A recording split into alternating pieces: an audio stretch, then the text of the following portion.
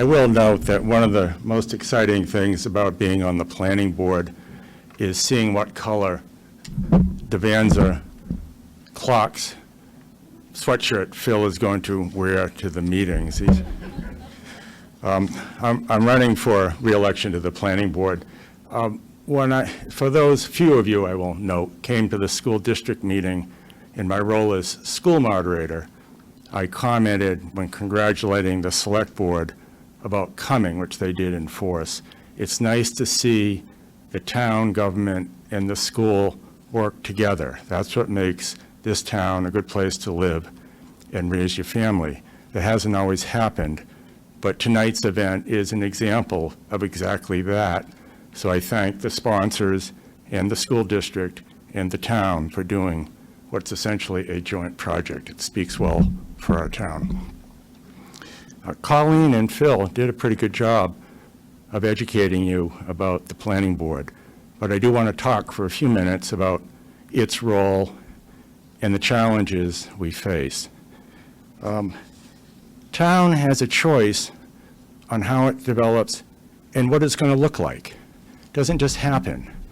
You have control over that process, and there are reasons for using that control. South Willow Street in Manchester is an example of how not to do it. Daniel Webster Highway in Hooksett is an example of how not to do it. On the other hand, exclusionary zoning in an unnamed town slightly to the southeast of us maybe is not also the way to do it. But we have decisions on land use, and the consequence of the decisions have an impact on us, our kids, if they choose to live here, and the long-term viability of our community, and that's important. Okay, what does the planning board do? Again, Phil and Colleen talked about it for a bit. We review subdivisions. We review site plans. Those are our statutory obligations. We adopt the planning board regulations, site plan and subdivision regs. We adopt the master plan that sets the planning goals of the town, usually with the input of town committees. We recommend zoning ordinance changes, which sets the baseline.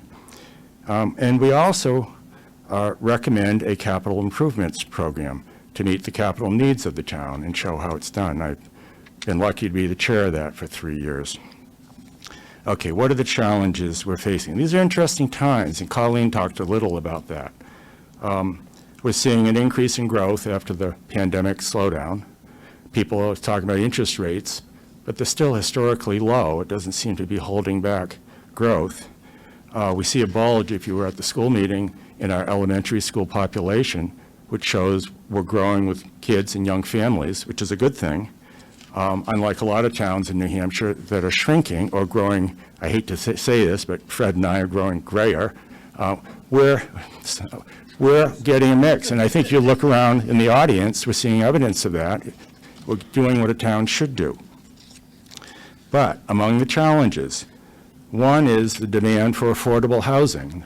Now, the Goffstown Planning Board, as far as I've been on it, which is about 30 years, has made it a policy of having mixed housing opportunities in Goffstown. We think we've done a pretty good job, and we've done that because we think it's important that our kids can be here, that our service people can be here, and it's a mixed bag for what we can offer. But nevertheless, we're getting pressure from Concord through the legislature and the Housing Appeals Board that Colleen mentioned, that's, in my view, is looking to override local land use control. And I don't think that's a healthy development for us. And frankly, we need to push back a little because I think we do it pretty well here and can continue to do that well. One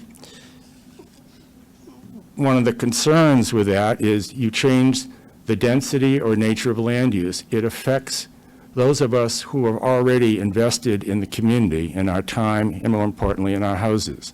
We come with an expectation of a certain consistency in land use. We'd like to protect that. Doesn't mean we bar it, but we have to regulate it. It's a concern. Other constraints we're seeing, those of you who remember the Mother's Day flood, as that recedes into the past, maybe fewer of us know that Goffstown has a very challenging topography. We're in a narrow river valley with thin soils and with runoff being a problem. What that causes is flooding. Now, that was an extreme case, but even on smaller developments, every development in Goffstown can have an adverse impact on the surrounding properties and on the town infrastructure. And we saw that with our project right on South Mass Road recently. So why do we have to regulate them? To protect the rest of us and to protect the town. The nature of our town topography requires a fairly high level of scrutiny of projects. Some of the towns to the east that are in the broad Merrimack River floodplain don't have that problem. You point to them as examples. They're not us. We have sort of a unique topography, thus the need for planning. Other issues, traffic, as we... Okay, I'm going to rub... You know about traffic. It continues to be a problem. We want to slow it down, basically. That's the approach we've taken.